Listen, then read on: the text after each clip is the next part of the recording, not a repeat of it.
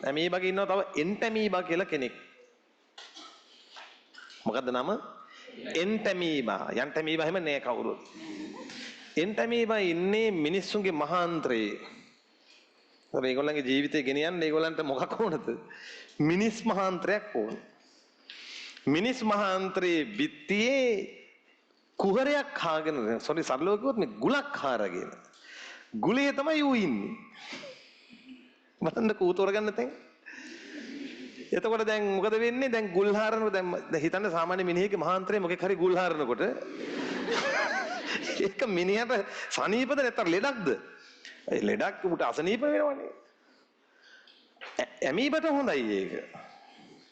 එතකොට ධාරකයා අවුලෙන් ධාරකයාට හොඳ නෑ.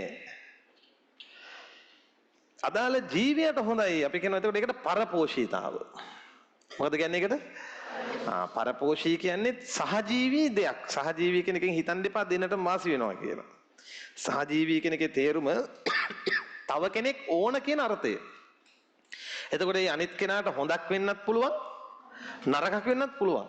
සහජීවී කියන්නේ ඔක්කොටම පොදුවේ. හරි? එතකොට මෙයා අනිත් ජීවියට හානියක් කරමින් ඉන්නවා මහාන්තරයේ. ඉතින් මිනිහට මොකද දන්නද වෙන්නේ? ධාරකයාට. ඒ ධාරකයේ මහාන්තරයේ තුවාල වෙලා ලේනවා. මලදරව්‍යත් එක්ක ලේ යනවා. කතන්දරේ බරපතල කරනවා. අපි කියනවා මේකට ඇමීබා අතිසාරය. කොබන් හයියෙන් කියන්න ඇමීබා අතිසාරය. මේක බරපතලයි. ඔන්න සහජීවී කට්ටිය. එහෙම ඒ උන් ටිකකුත් මේකේ ඉන්නවා. හරි? ඊළඟ ඩොට් එක